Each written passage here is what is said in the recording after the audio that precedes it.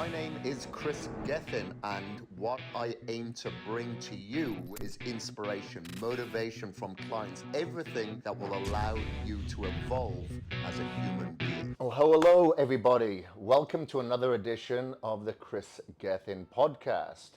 And I have a very special tall guest here. Actually, he's shorter now. He sat down. Dr. Sid, is that how you'd like me to introduce you? I think that's appropriate. Dr. Sid, so I've been looking at a lot of your content that is online. Some of it I'm like, wow, you put that out there? Some of it's a little bit controversial. Yep. You know, I was sending some to my wife. I was like, check this out, you know?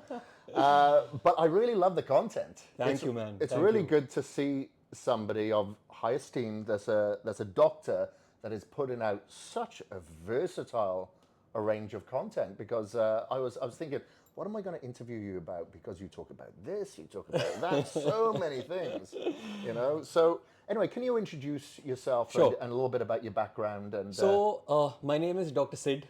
My full name is Dr. Siddhant Bhargava. I finished my MBBS, which is medicine, about 5.5 years ago. Decided that I didn't want to do medicine anymore. So I started a nutrition company called Darzi, which now, touch wood, has become the largest subscription-based health company in the country. That's what I got well known for right in the beginning. About 2 years ago, I started making a little bit of content, realized I was the only doctor making content in India. So I had the first mover's advantage there again, and the rest is history. I've been making a couple of more products in the diabetes space. I've seen you making a lot of content with the CGM on. I've created a non-invasive CGM, which is currently undergoing clinical testing right now. I'm going to send one to you very soon. wow, non-invasive. Non-invasive, faster than the CGM, no lag periods, cheaper. The battery life lasts much longer. So that's what I've been focusing on now as well. So doing some interesting things, and yeah, really happy to be here on this podcast. You're a legend. I've seen you, not that I'm trying to make you feel old, but You don't have to, I know I am. I've seen you since I was 15, 16 years old, and I've always thought, damn, he's ripped. And then, damn, he's got so much information, and then finally getting to meet you live. So the pleasure is all mine. Thank you for having me Now here. I'm getting to learn from you. You're quite the entrepreneur as well. So let's go back a little bit. So you started off with Darzi, and that's where you got a lot of your recognition. Yeah. So that is a food subscription model. Yes. Is this for anybody, or is it for diabetics in particular, or you know what? Paint us a picture of what it looks like. So it is for everybody. It started off as a purely keto-based subscription model. Right. So 5 years ago, the keto wave was just hitting India mainstream, and I was a proponent through and through. Like, I'd been on keto for about 2 years before and then 3 years after, because I was diagnosed with lupus when I was about 20 years old. So since it's an autoimmune inflammatory condition, I had to sort of go on to something that reduces my inflammation, and keto was very helpful.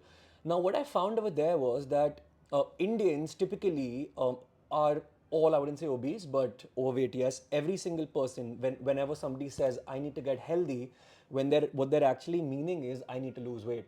So that's when it hit me that there is no service that connects a dietitian or a nutritionist with the actual food, because the hold up is the food, right? If your diet is monotonous, if you don't enjoy your food, you're not going to follow it, and if you can't follow it, you'll never get your result. So that's when it hit me, let's start something like that. And then the keto wave just came in, and I was like, let's do keto.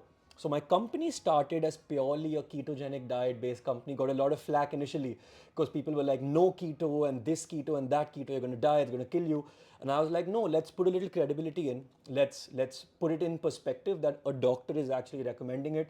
Of course, I was a 22-year-old doctor back then, so nobody really believed me. But then as things kept progressing, the company grew, and now we do everything. So right from keto to a low carb to paleo to vegan to balanced to home style stuff, everything under the sun comes under Darzi. And now it's about people who want to lose weight, people who want to bulk up, people who are diabetic, people who are pre-diabetic, people who just want to eat healthy. Everything under the sun my company does on subscription. That's awesome. That's really good. Yeah, like I remember when the keto craze hit here as well, because I know there was a lot of people like in the bodybuilding industry that was completely bastardizing it, you know, just thought that gave them the justification to eat anything, fat and lots of it, way too much of it, and causing health issues because of it as well. But I'm glad that you mentioned that being like a non-inflammatory diet. Like I've got my father on a keto diet at the moment. He got diagnosed with kidney cancer. This is going Oh, about 3 years ago. Had the kidney removed. He's absolutely fine now. He's in the clear. But want to keep him in the clear, and yep. just kind of follow that as opposed to feeding that cancer with With sugar. yeah, with sugar, Yep. exactly. So with food, Darzee, as well, then, do you offer like the macro breakdown or Absolutely. calorific breakdown specifically for that individual as Yes, well? Wow, every that's single great. individual is given their macro breakdown, their calorie breakdown, and each individual is assigned their own personal nutritionist whose job is to change the macros up and down, calories up and down, guide them, give them what they can eat here and there. So it's a very wholesome, personalized experience. And a lot of people like that because you get meals 4 times a day delivered to your house, and all of these meals are 100% calorie counted.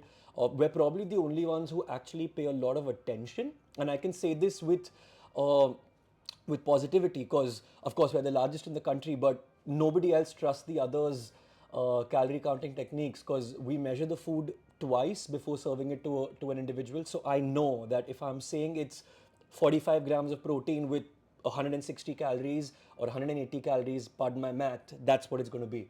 And that's what the results show because I'm counting every calorie for you. That's awesome. Yep. And do these meals show up frozen so that person can put them in a freezer, and have them stored like that, or do they come out fresh and then that person puts them in a freezer and Yes, they have they like a come out week's worth? fresh. No, so they come in every single day, once in the morning, once in the evening, and they come in fresh. They have to put them in the fridge, get them out, heat them up before consuming, and then eat it. That's it. Funny. That's awesome. That's And really, the really best good. part about the food here is that whenever I was on a diet, or anybody is on a diet, or let's not call it diet, a lifestyle choice, or whatever these people call it nowadays, uh, the food gets boring. Yeah. Because if I told you that you had to eat grilled chicken and rice every single day, and I mean, people who really need to do it will get it done, but the average population doesn't care enough. For sure. Like, health is not number one on the priority list. It's probably 3 or 4 because there are too many things to worry about. So here I make sure that the food is varied and it's tasty. So even a normal individual would probably get like a butter chicken or a paneer makhni or a mini pizza or like burgers and things like that. But I just make sure that I'm portioning them out perfectly while making sure that I'm hitting fats, protein, and carbs. And that's what people like then. That's great. And I'm assuming the majority of these are like Indianized recipes. Yes. Yeah. Majority of it. Yeah, because Yeah. that's the one thing that I came up as a roadblock. I came out with a book some years ago, and everybody from India would say, "But where's the Indian recipes?" I'm Yeah. like, "No, you have to follow mine." Yeah. It didn't work. didn't So I was like, just like with any relationship, I'm going to have to compromise here, and come up with some Indianized versions, and it worked then. So one of the things that I wanted to touch on as well, because I noticed on your content, you have some pieces that talk about sleep, and I'm a huge proponent of getting good quality sleep. Yeah. Sleeping early, adhering to your circadian rhythm, and getting good quality sleep. And I noticed like India is such a culture that likes to stay up really late. Yep.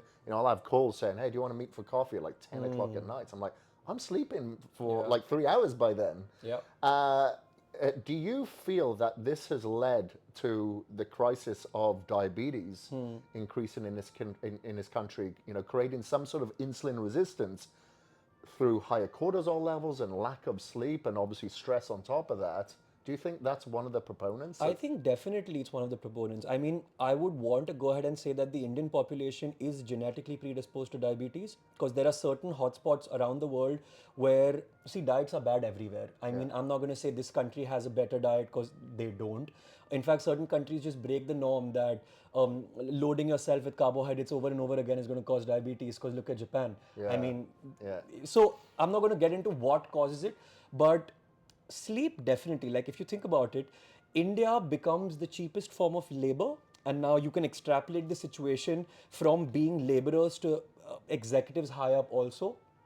We're working a lot more compared to other parts of the world. We're working till later, and you still need that time to chill. Now, the time to chill comes in late at night because you've been working till 8 or 9 o'clock in the evening, and you're sleeping less, you're hustling more. A lot of idle time is also spent, and people are genuinely sleeping less.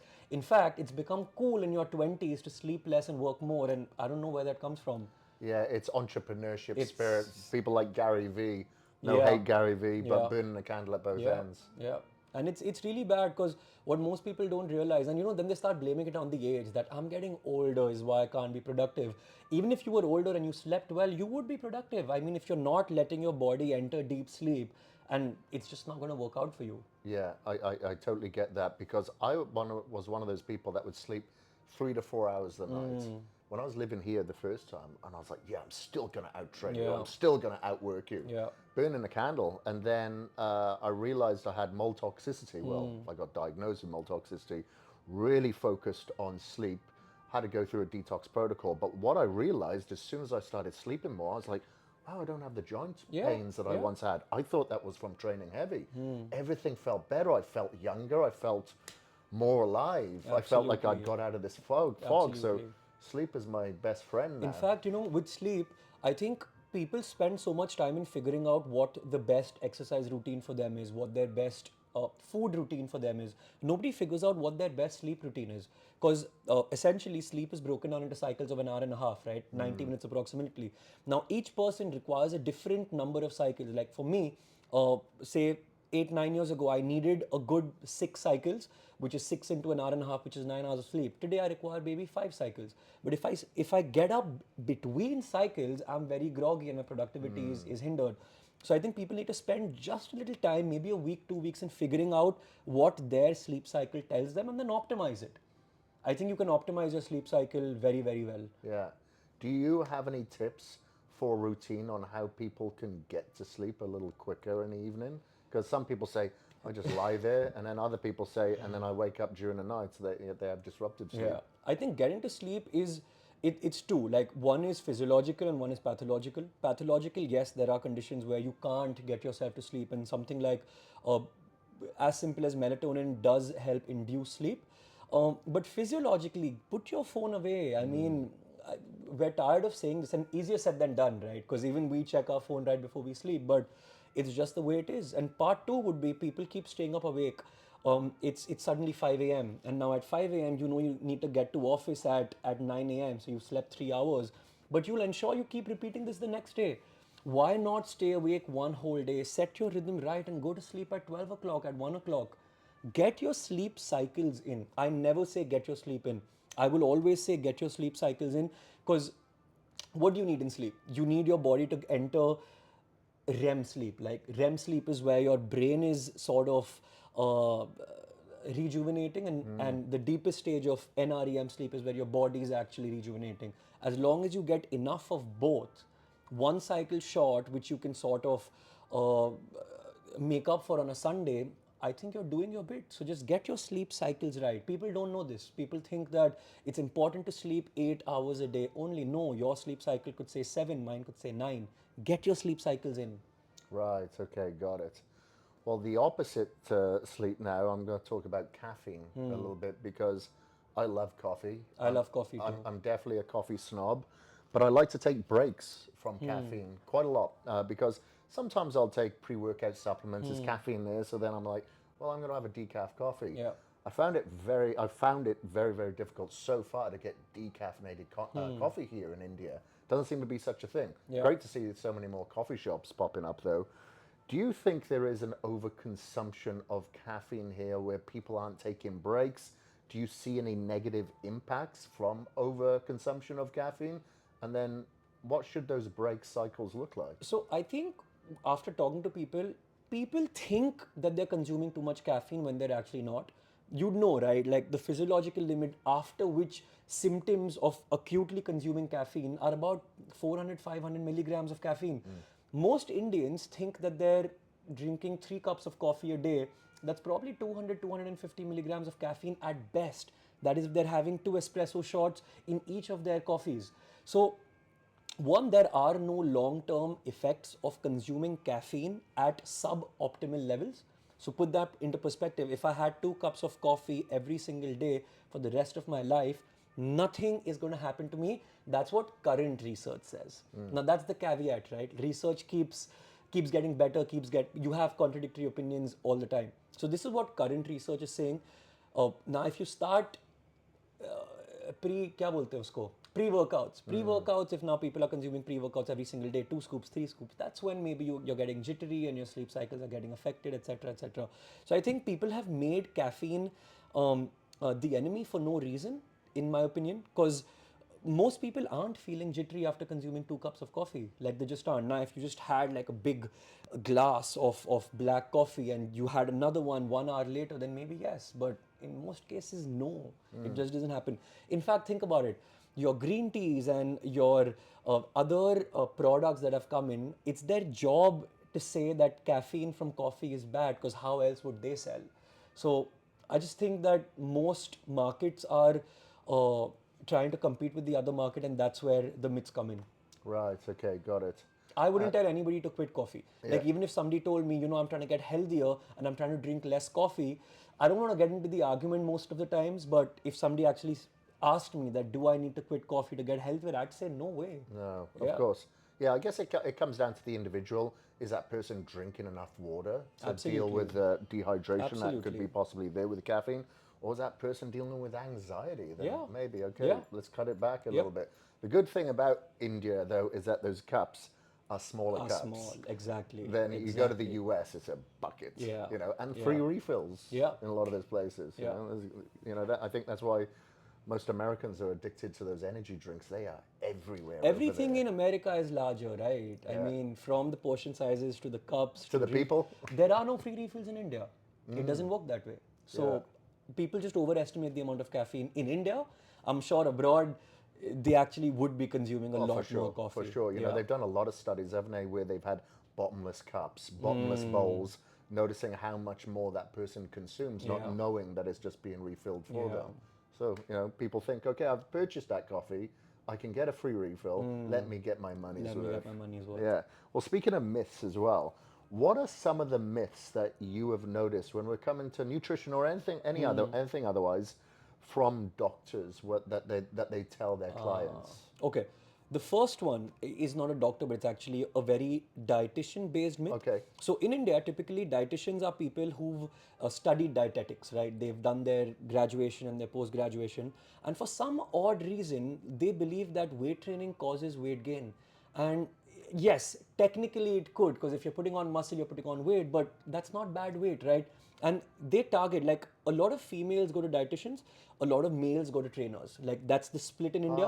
Males don't Interesting. usually go to dietitians. So now, anyways, a female thinks in her head that she's going to become bulky if she lifts weights. And I'm like, no, that's not happening. But the dietitian just pushes that down her throat also that, you need to do cardio and you need to eat less. And they don't talk about protein, they don't talk about lifting weights at all. And I'm like, you need to change your dietitian. So that's one. Two, with respect to doctors, I don't think doctors understand nutrition at all. Like even when we were studying in med school, nutrition was say 100 pages in our textbook, and we completely skipped that because it was never asked in our examination papers. So doctors have no idea how nutrition works. Doctors do not know macro splits. They don't know that macronutrients are carbs, fats, and proteins. So I feel a lot of lifestyle conditions. So if you're a general practitioner, people come to you with obesity, with cholesterol, with high blood pressure, with high heart rates, and a lot of their fixes are nutrition based, and doctors just don't know how to go about that. Another myth is doctors think that proteins actually damage your kidneys, and again, that's not true at all. They think so. Is this protein from like food sources? From food sources Wow. and from whey protein. Like I just don't know why whey protein gets a bad rap in India when you start your life by drinking whey protein, right? Your mother's milk has whey protein in it. It cannot be, just because it's synthesized in a factory does not mean it's bad. And fun fact, your kidneys have nothing to do with protein. Your liver degrades the protein and your kidney lets out the urea that forms in. So only if you have a predisposed kidney condition, that's the only time you're actually consuming less protein. So why are you telling the masses to consume a moderate or a low protein diet? That you're actually doing India injustice by telling your masses to not consume protein. You're making them less productive. You're making sure that they die early. You're making sure that they're not capable of what a human being can fully perform. So yeah, these are genuine medical practitioners. And in India, a doctor is viewed right on top, and then the entire health hierarchy comes in. And if a doctor starts promoting things which are untrue, I think it just defeats the entire purpose. Yeah, that's Weight true. training. Doctors, in fact, tell people not to weight train excessively. I mean, why? Of course, you're not going to overtrain yourself, but why do you want people not to weight train? Lifting weights is a good thing. India is not equal to yoga. India can also lift weights. Why is that such a bad thing? Yeah, it's funny you should say that because, I think absolutely everybody in the world should be doing some type of A resistance hundred training percent. because as we get a little bit older, of course, we go through atrophy. We Yeah. need to ensure that our bones don't become fragile. Yeah. Resistance training, even just getting up and down from this seat, is going to be some sort of resistance. That's good Absolutely. for our hips, good for our knees. And as you get older, we're losing muscle. We need protein. You know You know, how I trick young girls into actually starting their resistance training journey? So I get a lot of girls who are 18, 19, 20, 21. Typical stuff, right? Like they've put on a little weight, they want to get back in shape, but they want to go out with their friends, eat their food. So my trick is I tell them if you start weight training, eventually your body is going to become more forgiving about eating more calories. yeah, And that's exactly. when it strikes them that, wow, if I could eat an extra burger each day just because I have more muscle on me, that's a good thing. And I'm like, yes, that's what you're getting to. And then they start lifting weights. Yeah, because they'll burn it off They now burn it just off. to maintain the muscle that Exactly. they've gained. Exactly. Yeah, exactly. And I've mentioned this before that you need that protein for your hair, your eyes, your skin, your nails. It's not just for people that Yeah. are working out. Yeah. You should have that again to prevent atrophy as you're getting older. And But Indians are very, very deficient in protein. Like the biggest myth in India is that dal is a good source of protein. And I've been trying to break that myth for the past 2 years now. Because dal, which is your pulses and your lentils, when you cook them, the fact is that 100 grams of dal has about 20 grams of protein. But one katori or one bowl of dal that is consumed in the Indian diet actually has about 4 grams of protein. And Indians are happy consuming 2 bowls of dal a day, thinking that they're eating 2 bowls of dal. And I'm like, no, you're eating 8 grams of protein. right, it's because the water sucks it. Yeah, Got it. I exactly. see. So a vegetarian Indian is getting in what? Zero point 0.5 grams of protein per kilogram body weight, and I'm like, that's not enough. Right. And then you complain that 5 years ago I was fit, and 5 years later I'm just big. I'm like, yeah, I told you that 5 years ago also, that switch your protein source now. It's no time for dal. And does this type of diet have, the typical Indian diet, I'd say, have an effect on people's testosterone levels and I think estrogen so. ratio? Yeah, I think so. I mean, I'm not so sure about the estrogen ratio, but testosterone wise, 100%. Like we always say, right? A completely idle man is not going to be the best version of himself if he's not lifting, if he's not eating right, if he's just sitting all day in front of a desk. His testosterone levels are definitely lower than somebody who's doing the better version of these three activities. So, for sure. I think it's a combination of things, and it could be more pro-inflammatory foods, Yeah. less sleep, more exposure to electrical devices, spending more time indoors, not Yeah. enough sunlight. I'm sure there's a lot of things that's contributing But to I have a this. question for you. Like, you, of course, you've been in this space for 20, 25 years now. You probably have read everything that there is to offer. Uh, One question that comes to people's mind is that, we talk about health and we talk about protein and lifting and this and that. But there are so many people who live a perfect life without having to go through any of this. So, are they the exception? They talk about, so India has daily wage workers, right? Construction workers, even people living in villages who have no access to protein because protein is expensive. Carbs are cheap, protein is expensive. How do they end up staying ripped and staying so fit even though they're primarily just eating rice and dal? That's it. And I have no answer to this because they break all norms of Western health philosophy. So what do you think about this? Like, why is a person who consumes no protein through the day is still jacked? I'm assuming it's like their lifestyle, their activity levels. If they're lifting, as part of their job, of course they're going to build muscle. It's their body's way of survival. Fair And if enough. they're working outdoors, maybe they're getting their hormonal production from the vitamin Yeah. D through the photobiomodulation. Yeah. That could be it. And maybe out in the villages, they're not exposed to so many Wi-Fi's and EMFs and artificial lights. Yeah. That's Even the food is penetrating us. cleaner in the Yeah, villages. yeah, exactly. And maybe they're not eating out of plastic Tupperware Yeah. containers.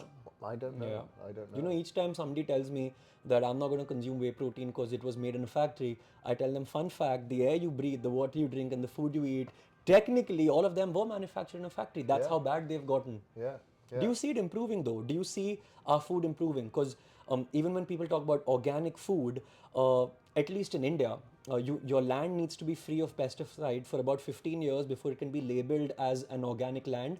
But you're flouting laws all the time, and you're not actually growing organic food on pesticide-free land. So, how is it abroad? Do you think things which they classify as organic are actually better for you? It all depends, what label that you're looking at, because there's various labels out there from the USDA that says organic, and there's others that are purely organic. Okay. Much like if you get free range eggs, it's like, yeah, we know that's not organic, Yeah. as opposed to something that is humane raised egg. It's very, very different. You have to really look at the labels. I don't know if it's going to improve, because with the overpopulation, we're going to have a continuation of overharvestation Yeah. and food wastage. And I think with that overharvestation, obviously our mineral content has gone through the floor, vitamins gone through the floor. We're consuming more antibiotics that's being prescribed to us through food. That's where we're consuming a lot Yeah. of these antibiotics. So Yeah. hopefully these types of But do you pay podcasts. attention to this? Like you as an individual, do you pay attention to antibiotics? For You sure, do. for sure, yeah. Whenever possible, I'm organic, humane ways, wild caught, grass fed.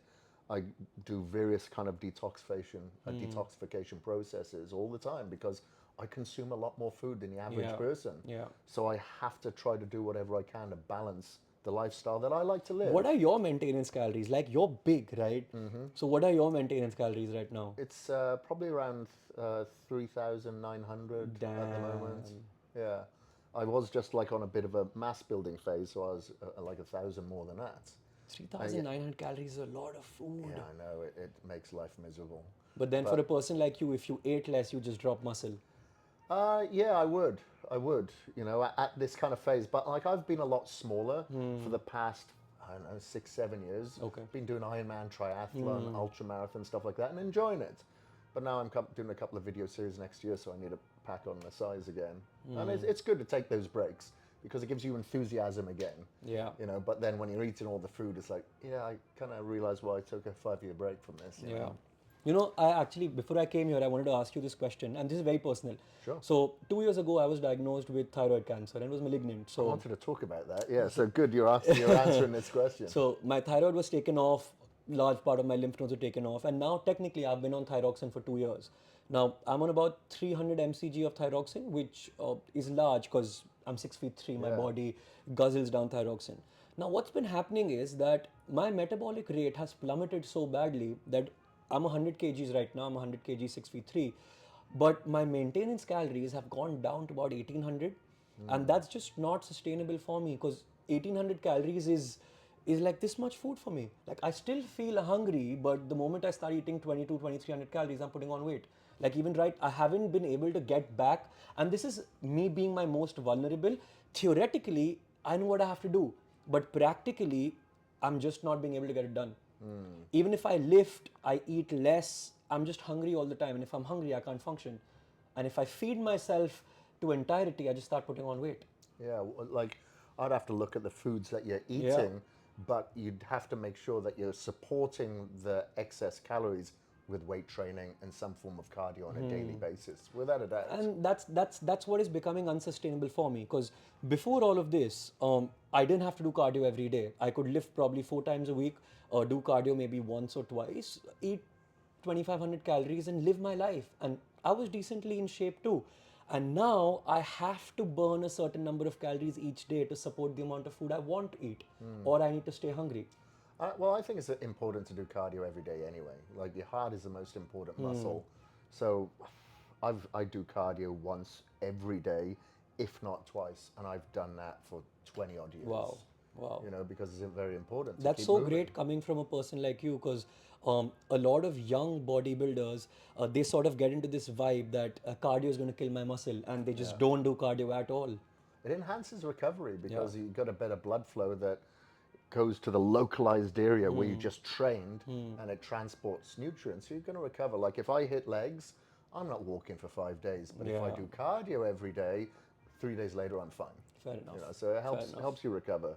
So cardio every day, buddy. Cool, cool. Yeah. But I'm going to get back with this to you. Like, I wanted to have a look at my entire day to sort of help me out here because I'm not being able to do it myself. Sure, sure. Sometimes it's just, because you got a lot to work on. Yeah. You're doing a lot of things, and sometimes you just want somebody to take the guesswork out. Yeah. It's like, look, I've got decision-making fatigue. Let someone else figure that part out, Yeah. So one thing I know this is going to be popular with everybody, whether you're my demographic or not, because I get this question all the time.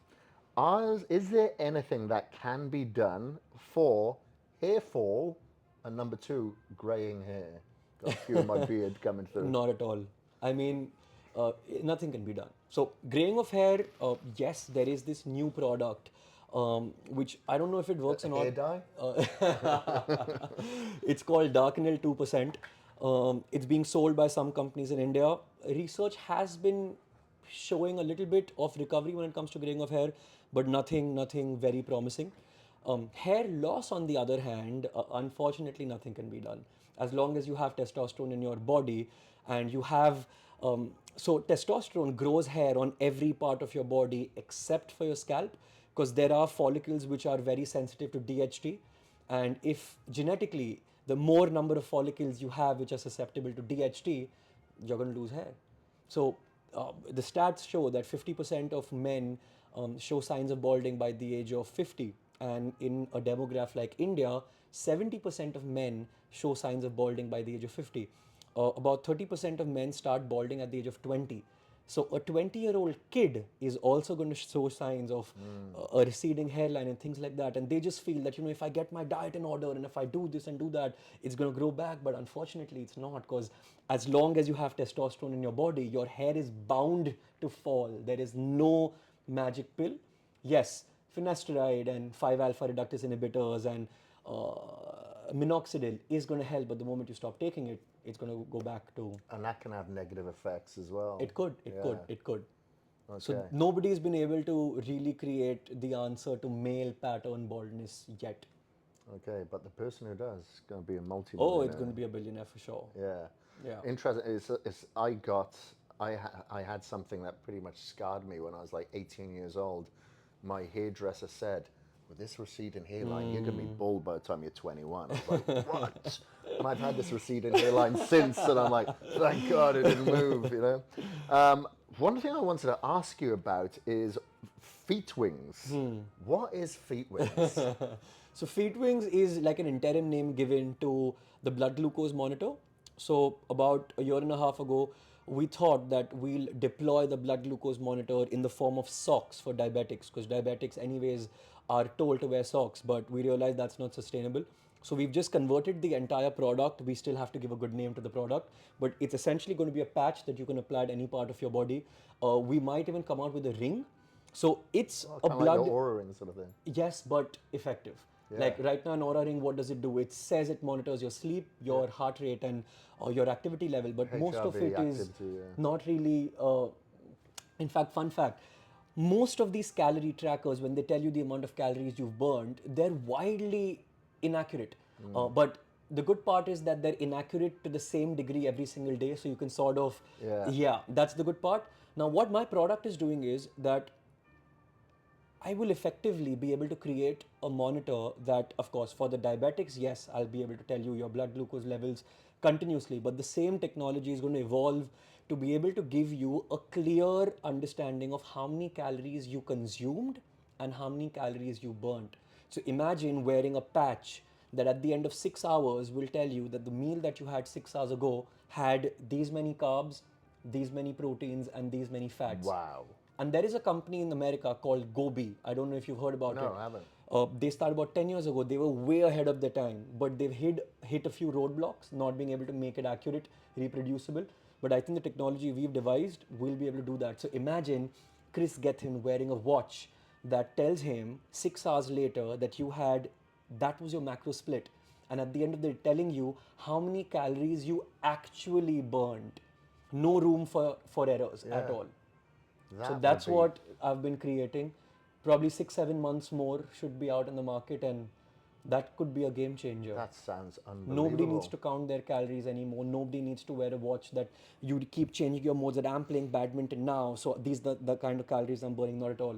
Yeah, At the end of the day, I will give you a report that today you burned 1700 calories, or today you actually burned 500 calories, because people overestimate the calories they burn all the time. Yeah, that'd be phenomenal, because I am sure there's a lot of people there that look at that like 6 o'clock in the evening and go, wow, Yeah. I've got 500 calories left I can consume. Start Exactly. gobbling it down. Exactly. That's phenomenal. All right, well, congratulations. Thank you. Can't wait to hear about that one coming out. Please keep me informed on that one. Definitely.